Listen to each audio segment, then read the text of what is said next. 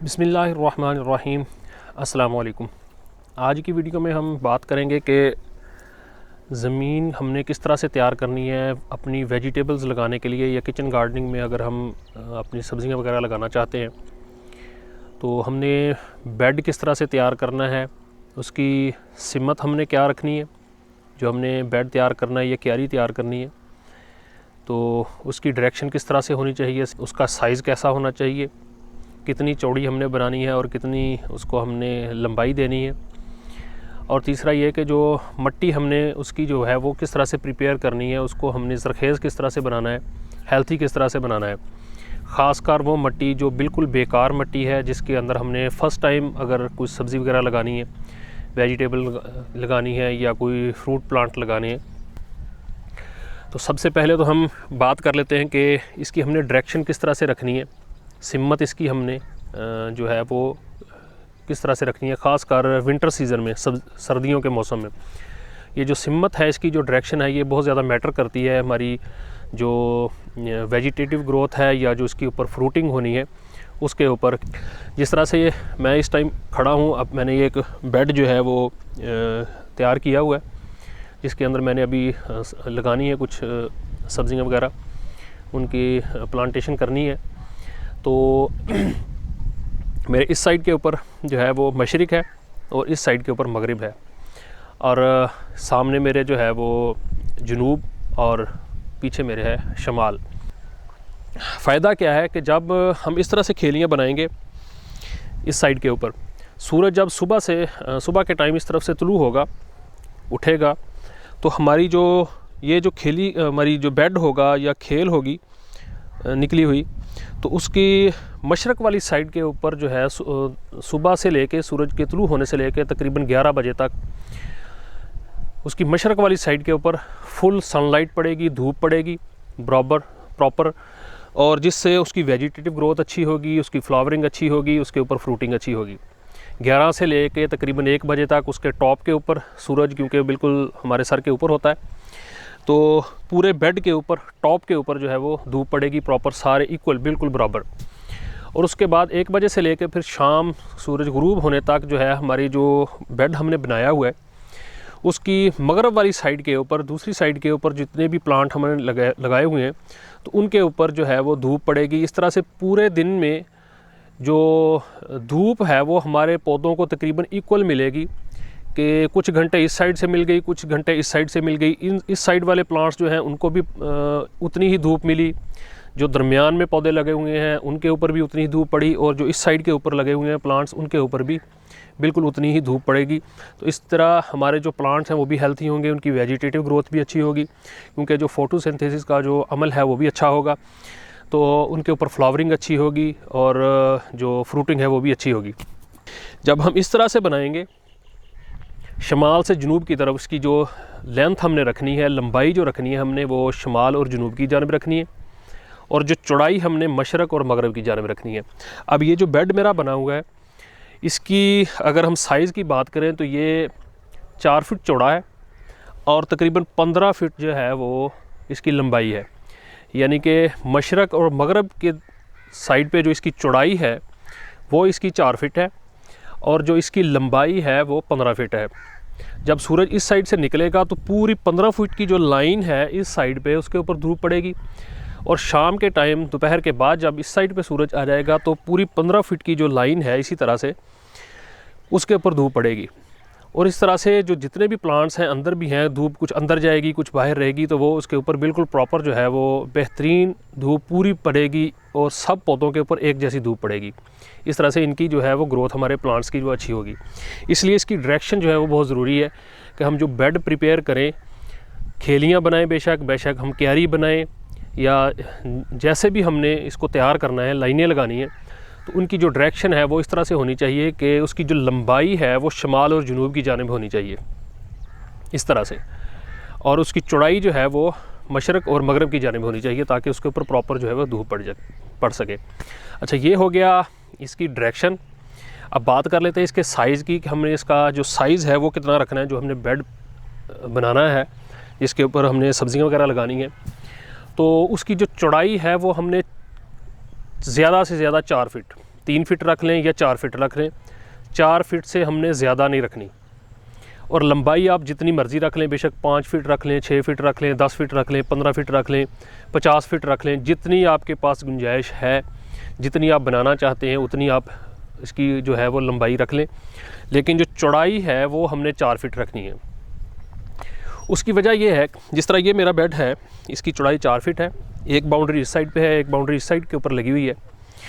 तो जब मैंने इसके अंदर प्लांटेशन करनी है, या हमने इसकी जड़ी बूटियाँ इसके अंदर से निकालनी है, या हमने इसकी गोडी करनी है, और या हमने इसके अंदर से वेजिटेबल्स हमारी हैं उसकी हमने हार्वेस्टिंग करनी है, तो हमें बेड के अंदर दाखिल नहीं होना पड़ेगा। हम बाउंड्री के ऊपर बैठेंगे, इस साइड से जो हमने सब्जियां वगैरह है वो हार्वेस्ट करनी है, या प्लांटेशन करनी है, या इसकी गुडाई वगैरह करनी है, जड़ी बूटियाँ निकालनी है, इस बाउंड्री के ऊपर बैठेंगे और इस साइड से निकालेंगे तो हम तकरीबन 2 फीट के ऊपर हमारा हाथ जाएगा। साइड के ऊपर बैठ के, बाउंड्री के ऊपर बैठ के हम वहाँ से उसकी जितनी भी वीड्स हैं वो हम निकाल सकते हैं, उसकी हार्वेस्टिंग कर सकते हैं, अपनी सब्जियों की उनकी गोडी कर सकते हैं। और जो भी हमने काम करना है, फर्टिलाइज़र डालना है, पानी डालना है, जो भी हम काम करना है वो इस साइड के ऊपर बैठेंगे। 2 साइड का 2 फुट का तो जो हमारा साइज़ है बेड का, एक साइड से वो हमारा कवर हो जाएगा। फिर इस साइड वाली 2 फीट रह जाएगी, हम इस बाउंड्री के ऊपर बैठेंगे, इस साइड के ऊपर।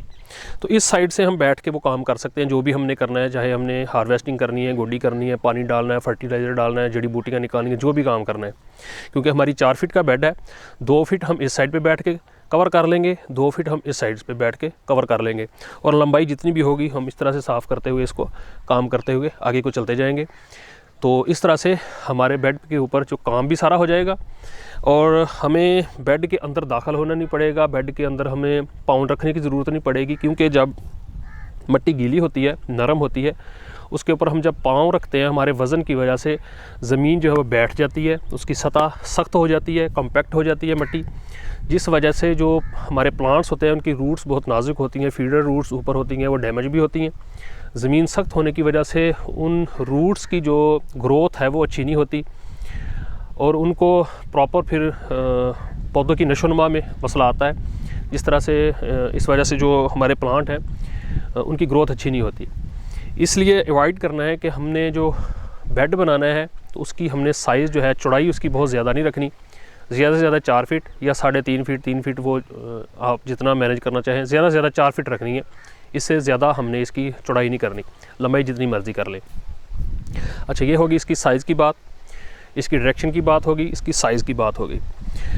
अब हमने इसको, अगर हमारी जो मिट्टी है वो बिल्कुल बेकार है, उसके अंदर हमारे प्लांट्स जो है वो ग्रो नहीं करते, उसके अंदर न्यूट्रिशन की कमी है, फर्टिलाइज़र की कमी है, तो उसको हमने किस तरह से प्रिपेयर करना है कि हम उसके अंदर, अगर फ़र्स्ट टाइम ख़ासकर अगर हम सब्जियां लगा रहे हैं तो उसको जल्द से जल्द हम किस तरह से तैयार कर सकें। तो उसके लिए ये है कि जब हमने सब्जियां लगानी है तो उससे कम 1 महीना पहले हमने उसकी तैयारी शुरू करनी है। सबसे पहले हमने उसको लेवल करना है, लेवल करने के बाद उसको एक दफ़ा पानी लगाएं, फ्लड इरीगेशन करें, ताकि हमें पता चल जाए कि कहीं पे कुछ जगह ऊंची तो नहीं है, कहीं नीची तो नहीं है, ताकि हम उसको दोबारा एक दफ़ा लेवल कर सकें। मेरा जिस तरह से ये बेड मैंने तैयार किया है, मैंने तकरीबन 1 महीना पहले इसकी अच्छी तरह से गुडाई की है, इसको पहले लेवल किया, लेवल करने के बाद मैंने इसके ऊपर फ्लड इरीगेशन की है, पानी अच्छी तरह से लगाया और इसको नोट किया कि कहाँ पे इसकी जगह ऊंची है, कहाँ पे नीची है, कहाँ पे गड्ढे वगैरह पड़े हुए हैं। जो ऊंची जगह थी वहाँ से मैंने मिट्टी उठाई है, जो नीची थी वहाँ पे उसको फैलाया है, फैला के इसको लेवल किया है। लेवल करने के बाद दोबारा फिर एक दफ़ा मैंने इसके ऊपर पानी डाला है, फ्लड इरीगेशन की है, और जब तक इसकी सतह हमवार नहीं हुई मैं इसको बार बार इस तरह से 2-3 दफ़ा मैंने पानी लगा के इसको चेक किया है। जब लेवल हो गया उसके बाद मैंने इसके ऊपर जो गोबर की अच्छी तरह से गली सड़ी खाद है, कम से कम 1 साल पुरानी, ये याद रखें कि जब भी गोबर इस्तेमाल करना है तो अच्छी तरह से डीकम्पोज हुआ इस्तेमाल करना है, फ्रेश गोबर इस्तेमाल नहीं करना। क्योंकि जो फ्रेश गोबर होता है वो डीकम्पोज नहीं होता, जब हम मिट्टी में डालते हैं वो अमोनिया गैस रिलीज़ करता है, उसके अंदर हीट पैदा होती है, जो कि जो हमारी मिट्टी है उसके अंदर नाइट्रोजन की कमी का भी बायस बनती है, और जो हीट होती है वो हमारे प्लांट्स को, जो अमोनिया गैस होती है उसकी रूट्स को जो है वो बर्न कर देती है, डैमेज कर देती है, हमारे प्लांट्स जो है वो सर्वाइव नहीं करते, ख़राब हो जाते हैं। तो इसलिए जब भी इस्तेमाल करनी है कम से कम 1 साल पुरानी जो है वो हमने गोबर की खाद इस्तेमाल करनी है, पुरानी गली सड़ी हुई। तो मैंने इसके ऊपर जो गोबर की खाद है वो इसके ऊपर मैंने जो हाथ वाली जो ट्रॉली होती है वो 2 ट्रॉलियाँ भर के इसके ऊपर मैंने जो फैला दी। तकरीबन अगर वेट की बात करें तो 50 से 60 केजी जो है वो वेट बनता है गोबर का, क्योंकि गोबर जो है अगर डीकम्पोज हो जाए तो उसका वेट जो है वो हल्का होता है। तो वो साइज़ मैंने बता दिया इसका कि 4 फुट चौड़ा इसकी चौड़ाई है और 15 फुट इसकी लंबाई है। इसके अंदर मैंने तकरीबन 50 से 60 केजी जो है वो गोबर इसके ऊपर फैला दिया, बिल्कुल इक्वल। और उसके बाद मैंने इसकी गुडाई की है अच्छी तरह से, उसके अंदर मिक्स किया है। मिक्स करने के बाद मैंने इसको पानी लगा दिया। अब ये हमने इसलिए करना है कि अगर तो हमारे जो गोबर है उसके अंदर थोड़ी बहुत कमी है, डीकम्पोज होने में कोई कमी बेशी रह गई है, कुछ इसके अंदर अज्जा ऐसे रह गए हैं जो डीकम्पोज नहीं हुए और वो इसके अंदर मिलने के बाद वो डीकम्पोज हो जाए, अगर उसने कोई हीट वगैरह छोड़नी है वो छोड़ दे। और इसके अंदर जो वीड्स होती हैं उनके सीड होते हैं, बाज़ दफ़ा जो गोबर हम इस्तेमाल करते हैं क्योंकि जानवरों ने घास फूस खाना होता है तो सीड्स भी खा लेते हैं उनके, तो वो फिर उनके फुजले के साथ जो गोबर वो करते हैं तो उसके साथ ही बाहर आ जाते हैं।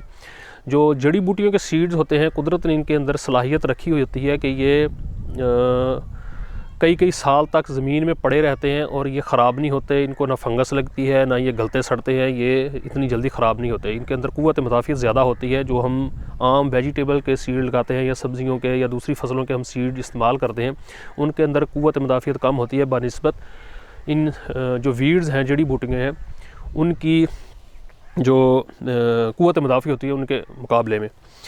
तो जब हम ये काम करेंगे उसको फैला के तो उसको पानी लगाएंगे तो एक तो जो गोबर ने गैस छोड़नी है वो छोड़ देगा, उसकी हीट छोड़नी है वो छोड़ देगा। अगर उसके अंदर कोई जड़ी बूटियों के सीड्स हैं, हमारी मिट्टी के अंदर अगर कोई सीड्स मौजूद हैं तो वो जर्मिनेट हो जाएंगे, जड़ी बूटियाँ सारी उग जाएंगी, उन सीड्स की जो मिकदार है वो कम हो जाएगी। तो वो जब सारी उग आएंगी तो हमने एक दफ़ा अच्छी तरह से इसकी गुडाई करनी है, उनको तलफ़ करना है। गुडाई इसलिए करनी है कि एक तो जड़ी बूटियाँ ख़त्म हो जाएंगी, दूसरा दोबारा से वो जो हमने गोबर की खाद डाली है मिक्सअप हो जाएगी और मिट्टी और गोबर की खाद अच्छी तरह से एक दूसरे के साथ वो मिल जाएंगी और एक जान हो जाएंगे। अच्छा, एक दफ़ा ये काम किया, 2-3 दफ़ा पानी लगाया।